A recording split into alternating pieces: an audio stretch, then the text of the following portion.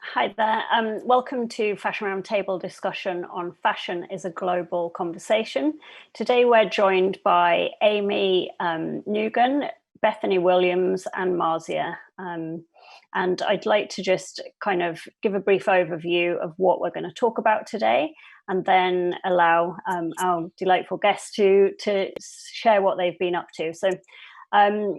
Fashion as a global conversation is something actually that Fashion Roundtable have been working on as a theme for quite some time now. And what we mean by that is we look at fashion not just in isolation in the UK, but look at all the different people and elements that come together to make a product. So as it says globally, there's lots of interconnected systems, people, and products that facilitate a global conversation and industry, essentially. So today what I'd like to talk about a little bit is the impact of climate change, but not going too far down a kind of policy agenda, because actually we'll be speaking about that in different ways. So bringing out today, hopefully, some really tangible human stories that we can learn to understand how climate and people relate closely together, because I think at times we pull those elements of the world apart, and actually we need to create a bit more synergy to understand where we can perhaps restore certain elements. So I'd like to hand over to Amy, and if you would like to just give a brief introduction of what you do with sustainable and social, and just go for it. Great, thanks so much for the intro, Jodi. So Sustainable and Social is basically a platform dedicated to the sustainably curious, and it is inspired to kind of deconstruct all the complex climate issues into something that's really digestible for people who are completely new to the topic. So that isn't just about climate science, that looks at everything from responsible investing and broad metrics to do with like ESG analysis, which we use to hold businesses to account for their climate impact. And then it also looks at lifestyle things as well. So, especially touching on fashion and supply chains, which I studied at university, but then pulling on my experience from like the luxury beauty industry and all those other areas, and just kind of really delving deep into that. And I have like social media platforms as well, and contribute to various other organizations to kind of spread the message and really democratize the conversation about climate, because I think so often it's elites in boardrooms having these high-end conversations about corporate social responsibility, and of course change is needed from top down, but we can really build momentum from bottom up as well in grassroots movements. Thank you. I think some of the ways that you present things are so actually just, one of those sorts of things I'm like, God, I wish I'd thought of doing that. It's always really digestible and understandable. And I just think you do a fantastic job at that. So thank you for kind of communicating a lot of hard to reach issues. Bethany, Hi. Would you like to go next? Yeah, thank you so much for the introduction. So we're based in London, and we're a clothing brand that work with social manufacturing projects for the make of our garments and local manufacturers, and we also work with recycled and organic content in what we produce. And then we also work with different charitable organizations and NGOs around like a project or collection to kind of like highlight the what the charities kind of like problem solving in the UK. And then we also like do donation of 20% from the proceeds of the collection, and then introducing them to our charitable partners, but also kind of like communicating the issues that people that use those kind of services are facing, and like tangible solutions to help solve those kind of issues within the UK. Yeah, your work spans very widely across not only a product, but very much about the communication of issues, like you've said. So, women's refuge and what they need, and kind of actually, I just refreshed my mind looking at one of your videos, and actually I was brought to tears. That's why I'm a bit flummoxed at the start of this, because I wrote it down actually. It takes a village to raise a child, and we say we are that village, and they are all our children. And it just really, like, you can feel I've gone kind of quite thingy, but it just really brought home to me that it's a collective responsibility. you know, that you can't just like push a human as a pawn around somewhere and expect them to end up somewhere that is not our responsibility, you know. So you kind of do a fantastic job at reminding us that, and actually in a visually beautiful kind of way as well. So thank you. Thank you so much. Marzia, we might be familiar with your work, The Cotton Diaries, or may not, but yeah, feel free to tell us all about it. Of course. So I wear a lot of different hats. The first one is, let's say, I'm a sustainable fashion consultant. I've been working for quite a while in sustainability. And I have a textile development background, actually. But I'm also the founder of Cotton Diaries, which is a global community that is looking at making cotton supply chains more sustainable. And we take, as both Bethany and Amy, a more human approach to our storytelling, although we're really, a lot of our community is very technical, but I'm trying to bridge the gap between too technical and too simplified, and try to get a deeper understanding around what is sustainable cotton, what does that mean? And we take a farmer-centric approach to it. And I'm also alongside the Intelligence Director of Transformers Foundation, which is a newly born foundation around denim and sustainability. We represent the denim supply chain voice. We're not brand funded. We are really a representation of the whole denim supply chain, from cotton farms to chemical suppliers to fabric and garment manufacturers. So yeah, so many hats. Yeah, a giant industry, basically. I saw that you released something or did an article for Denim Dudes recently, didn't you, Marzia? Which was really fascinating. Actually, I know Amy from Kingston Uni who founded that, so it's kind of quite pertinent. So can I just ask, could you explain? You picked up something there, Marzia, around storytelling and then information, because I think what you all do really well is distill and communicate without losing the potency of the message. So perhaps, Marzia, because you mentioned it, could you explain an example of that, how you retain the potency but present it in an understandable way, whether it's data, facts, or whether it's not so compelling, not so nice stories about certain things that happen in farming, for example? Yeah, I try to focus on solution-driven content. So where the problem is framed in a way that we've already found a potential solution or that it can be explored. And I personally am a big fan, and this is why I think Cotton Diaries has taken that route of the story of one, the power of one. And I think a lot of the times in sustainability, we forget that behind an organization, behind an operation, behind an initiative, there's one person, and which values are the one that drive that vision forward. And no matter which stage you are in that journey, you're bringing something onto that conversation. So the way that I distill the content is, and it's super hard to do for me, and I think I haven't cracked the formula yet, but I really do a lot of back research on the data. I want to make sure that the data that we use is really coming from sources that are valid, and that takes a lot of time. But then it might be only one data point that you want to use to make your point around a problem or an issue.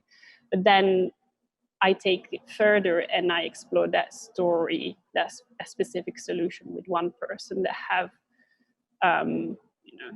whose vision is all around solving that issue, or it can be also multifaceted issues. But I don't know if I explained myself, but for instance, we try to use a lot of visuals and compelling imagery because we are in the end speaking to a fashion audience, and oftentimes in sustainability that's forgotten. In the UK, I think you do it better than some other parts of the world. But yeah, so these are some of the elements, but combining them all is tough, because there's some people that they're very good at storytelling, but that then the substance of it, or the truthfulness, it's very lost because it's focused on the aesthetics over the depth of the content. So I think striking the balance as well, when you say it's like something that is not very compelling as content. Some of the farmer stories are very, very compelling. Some others around, I don't know, how do I make it fun talking about seed breeding? Because fashion comes from there. When it comes to cotton, it comes from a seed, and seed breeding is not as compelling as telling the story of a farmer and its families and its village, maybe. So, and that's currently one of my struggles.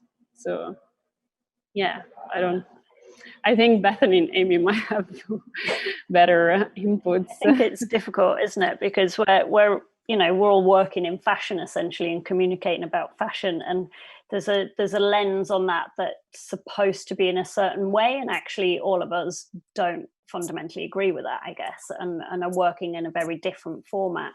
And Bethany, actually, you do this very well as well. You take something that's quite heartfelt and perhaps a difficult topic to delve into, but you manage to present it in a positive way, and with hope and with joy. And yeah, can you just explain a bit more about your process of how you actually achieve that? So we've been working, for instance, with the Magpie project in Nyuguen for 2 projects now. So we'll work with the charitable organization and volunteer in the space and kind of get to know how it operates, and then we kind of just offer our collection as a spotlight for them. It's usually for voices that aren't usually heard or listened to. So it's about giving that space and communicating what the charity want to say the most. And then we do collaborations with artists and poets who come into the space and kind of help to communicate that through the prints and through poetry and through visuals and through film. And then it's kind of about building an idea.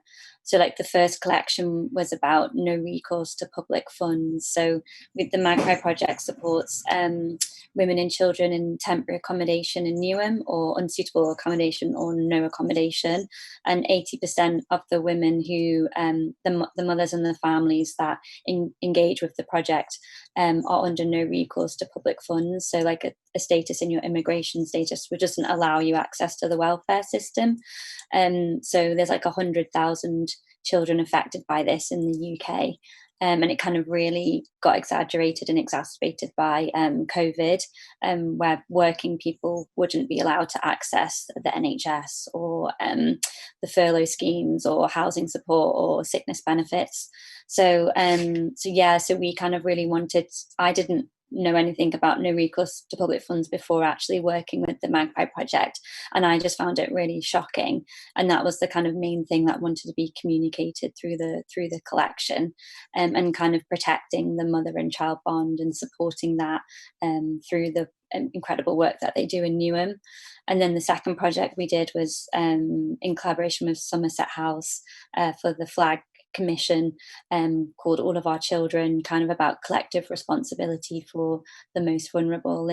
And Somerset House and Nyuguen both have 1 in 11 children in their boroughs are affected by homelessness. So it's kind of just having that collective responsibility, but also kind of we are talking about kind of serious subject matters, but it's I think using uplifting hey. I have to cut that. Oh yeah.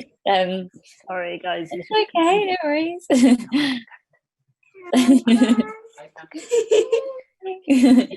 I think sorry, you guys.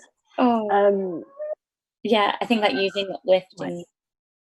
yeah, I think it's trying to like provide tangible solutions as well through the work and through the funds that we create. And yeah, I think it's like doing real community work and really engaging with the people that we want to be working with. Could you give us an example of what the recourse would be? So who would not be able to have access to funding? Is it purely just like a system-based thing that you don't qualify in a tick box kind of world, or what is it about? Yeah, it's like no access to the welfare system because of your immigration status through the Home Office. So it could be that you have rights to reside, but you don't have rights to work. So then you're having to live on like £34 a week and being put in housing that's really unsuitable. So it'd be like 5 families, 1 room each. But then there are people that have no recourse to public funds, but are working people that pay taxes in the UK, but they don't have aren't access any of the the welfare system that supports. So like COVID really highlighted this kind of issue, because it's people that don't have access to furlough even though they're working, or don't have access to housing support even though if they get sick with COVID, like a lot of the NHS workers, as well. So I think it kind of really opened my eyes to kind of issues that are going on in the UK that I think I'm like quite socially aware, and I didn't know about that. So, I thought it was like a really like important thing to kind of share. And I think something that we discuss a lot as well at Fashion Roundtable is sort of in-work poverty, and that's part of that, isn't it? And kind of, food banks and the need for food banks, and kind of the work around that you've actually also done as well. Amy, what, in terms of going back to sort of the discussion with Marzia, digestible information and how you present stuff's really interesting, I find, and quite compelling. Can you just explain how you do that? How do you look at an issue? It might not be the most glamorous, but you present it in a fascinating way.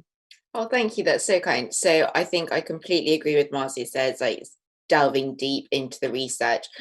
To have like credible content, you really need to have credible sources, and that's not just clickbait, news articles from untrustworthy websites. That's, it's using a myriad of sources. So we want to use academic journals, we want to use scientific reports, industry reports as well, because the research is amazing. So using all of those things, tying it together. And then I think in terms of conveying it, definitely from a visual perspective, infographics, diagrams, just you almost want to have statistics, but also all the other elements as well, so people can have the context and the backstory. And then, as Marzia said as well, solutions. I think the solutions is the most important thing, because if you're presenting people with all these problems, at a point you're kind of going to hit a wall. Like, okay, so however many how many farmers in India die, commit suicide because of GM pesticide like produced crops, and they don't have the right infrastructure to support them. So what are the solutions? Like, we need government-backed solutions. We need a collaboration from NGOs. We need amazing designers like Bethany to kind of use sustainable cotton and prove and invest in organic farming methods that will, produce a better return and better yield on organic cotton than conventional cotton. So, all those different things tying together, I think, is really important. I think solutions, absolutely. Yeah, rather than propose more problems, because basically you just end up a bit paralyzed and not knowing where to look or where to go or how to act, I guess. Could you, Marzia? Oh, no, go for it. Go on. No, I wanted to add, it's like navigating the complexity without simplifying the issues, but making it easy to understand. So I think there is a massive difference between simplification and make it easy and accessible to understand. And this is like a very fine line, and we should be like very aware not to cross it, because as soon as you simplify, your simplification, I think, is the worst enemy to sustainability and our goals. And so this is what I'm struggling constantly with, because everyone wants simple messages, but are these simple messages actually going to help us find the solutions? And sometimes it's just like we need to educate the audience also that complexity is there. We can unpack it, but it's still there when it comes to sustainability. So sorry, I say something that's totally very close to my heart. No, I would agree entirely. It's very difficult to, even from when we look at what we're doing with Fashion Roundtable, there's so many elements that are interlinked that it's very hard to pull them apart sometimes. And if you oversimplify them, then it loses, the essence of what you're trying to present. And I think that can be quite difficult. But when it's done brilliantly, you notice it, like Bethany or like you, the Cotton Diaries and Amy's work as well. Could you, Marzia, just explain a little bit around, because obviously you've done so much research into cotton. Could you explain what we're trying to find? So there's discussion around organic, what is sustainable cotton, and why can't we just all switch to organic, and should we? This is the questions on a lot of people's lips. Yeah, and I think like in the sustainability world, again, like we're faced with oversimplification of the issue, where a standard is a solution, or moving away from virgin fiber is the solution. And it's simply not. I mean, we have a portfolio of solutions that exist, and we should keep exploring more. But there's not, every supply chain is unique. I recommend looking at we just released this Cotton Sustainability Manifesto, and I encourage for any brand out there to go beyond certifications, go beyond the tick box exercise. That it's easy to do, but it's helpful to understand and has a start. But we need so much more. And when we're talking about cotton, we're talking about a crop that is grown all over the world across so many geographies. And if we talk about one figure on water consumption, that it's shocking, what are we talking about? We're trying to find an enemy, a global average data point, to something that it's much more complex. Can we talk about water quality instead of water like consumption and so there's a lot of different issues that we can talk about. And so I don't know the whole spectrum of audience that Fashion Roundtable has, but if you're a brand, I encourage you to really look deeper into your supply chain, into the uniqueness of it, and understand what are your risks. Are there major risks around child labor, forced labor, or water consumption, water pollution? What are the major risks? Because if we still stick to the main myths around cotton, we're not going to push the needle further, and we're not going to help farmers across many geographies actually improve. And one point, I think, I know it sounds very vague, but one point that actually talking to Fair Trade International was really, really fair for me was that we're not here to measure how much carbon we sequestrate from the soil. We're here also to fight for trade justice and climate justice. So if Fair Trade puts forward capacity building programs that train farmers on how to deal with climate change, that rather than measuring how much carbon you sequestrate as a brand, it might be useful to put your resources there, because your change and is gonna go way further than just like a marketing data point. Not everything has to be taken with the. No, I understand what you mean. Sometimes we're looking for solutions to something that we're kind of, our gaze is off in the wrong place, isn't it? It's almost like working back. What are we presenting? Oh, well, we've saved X amount of carbon. Well, perhaps steer it somewhere else and save X amount of farmers' lives or something. It's kind of what are the things that you're trying to draw out of that? Yeah, and still, like, having that macro perspective and switch from macro to micro, like, but keep having that in and out. Because if you focus on the nitty gritty, but then you forget all of the rest, so the other way around, then yeah, you miss the point. Makes sense. Bethany, how do you, as a brand, you're a maker and a brand, how do you go about sourcing fabrics and fibers and dead stock and cotton and all of that? Yeah, so it's quite complicated, not complicated, but we have like lots of different avenues. So we work with different recycling centres and sorting facilities to collect. So if, say for like, we do like a upcycled denim jacket, we'll have sourced that from like denim jeans, there's different grades that you can get like recycling graded at, and then we'll collect, say if it's like black denim, then they'll collect over weeks for our production, and then we'll like unpick, like it's like cleaned, unpicked, like reprinted and then remade. So we do that. We work with them, then we're putting other different kind of recycling facilities also around the UK. And then we make material also. So we work with a social manufacturing project in Italy called San Patrignano, which is a drug rehabilitation centre. So we've been working with them for about over 3 years. So they're like a community of like 1,200 people, and it's an NGO, and they sell like really beautiful handcrafted products that are made within the community, and that funds the rehabilitation program. And so they have a really high recovery rate, and we work with the handwoven textile department. So they'll have yarns that are donated from different Italian mills that are like end of production.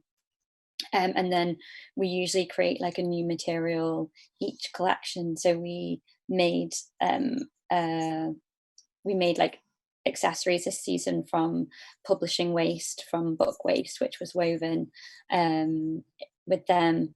Then we also work with like organic certified suppliers also for like, and then we also now have been doing like collaborative projects. So we also work with different people's waste. So like we've done like a project with Adidas using their they have like a program called Stuffster, which you sell your old product back to them. So we've been using that to create garments and footwear, and we've just done like a furniture project for one of their stores in Carnaby Street.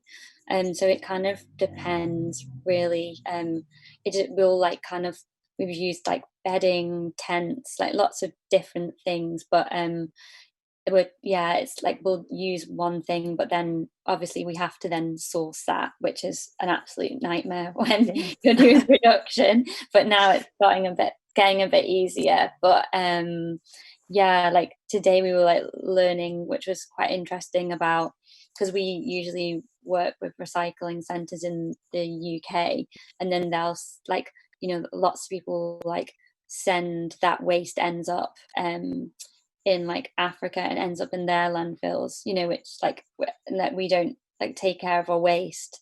But we were learning today about, a lot of waste here actually gets sent to China to sort, and then it gets sent back here to then resell, because the labor is cheaper there than sorting it here.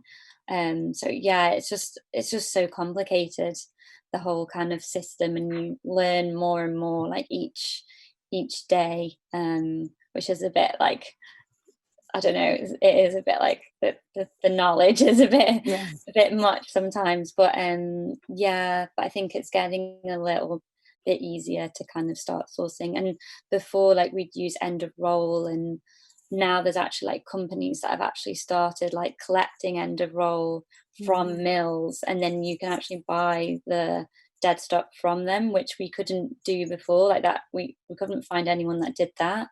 And we're also like working more directly with other companies to try and take their waste off them.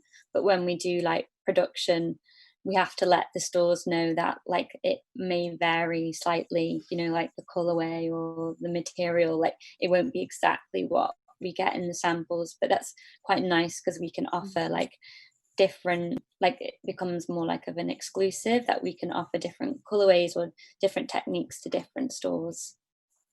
Kind of working with what you have, isn't it, and kind of not trying to push it into being you know, bleached white denim if that's not what's available, you know.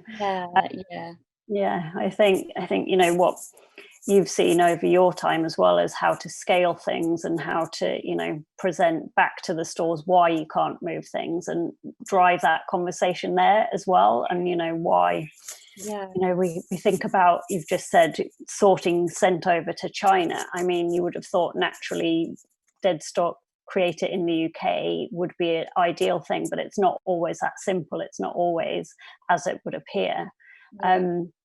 Have you, Amy, have you got any kind of references of things that aren't as simple as they appear that you've investigated into and sort of found, you know, like, yeah, making something out of dead stock in the UK isn't that easy? Like, you know what I mean? Is there anything there? Yeah, there's a few myths and facts that I could go on about for ages, which if you work in sustainability, you're just like, I can't believe this is a thing. Like, so I think going back to what Bethany actually just mentioned on textile, like sending them back to China, but at a larger scale, just general lifestyle is recycling. Like, so much of our recycling is exported to Southeast Asian countries like Malaysia, Indonesia, and Thailand, where it's burned.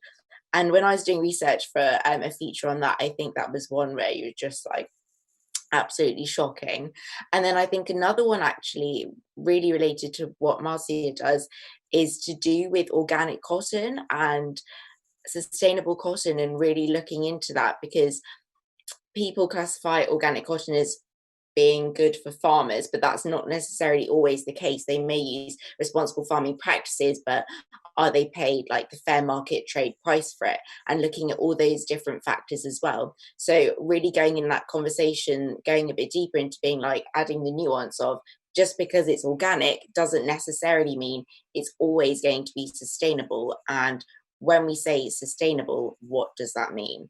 And then I think that brings in the whole other element of like certifications, as we see with like BCI at the moment. Marcy's like nodding her head, like, yeah, like there is like corruption in supply chains of certification. So it's looking beyond audits and looking beyond like those standards that everyone recognizes and that they have like affinity to being like more ethical and responsible, but acknowledging that actually they aren't perfect and there's room for improvement.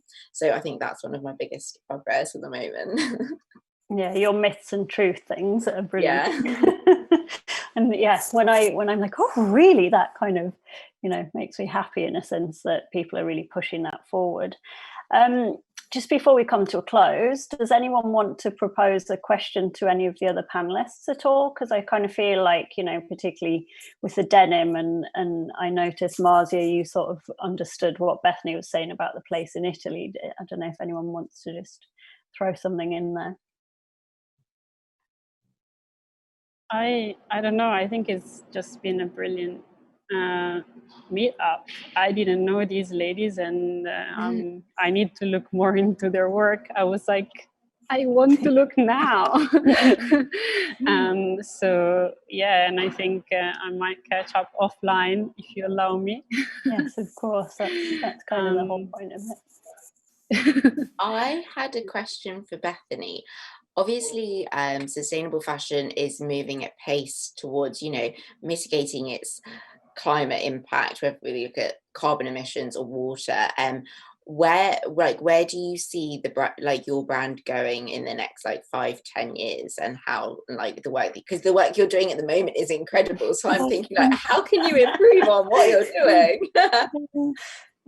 I think like I think at the minute, like, because we work with like social manufacturing projects, obviously, like we work with Making for Change here in London, so we've just moved into our studio with them in Poplar.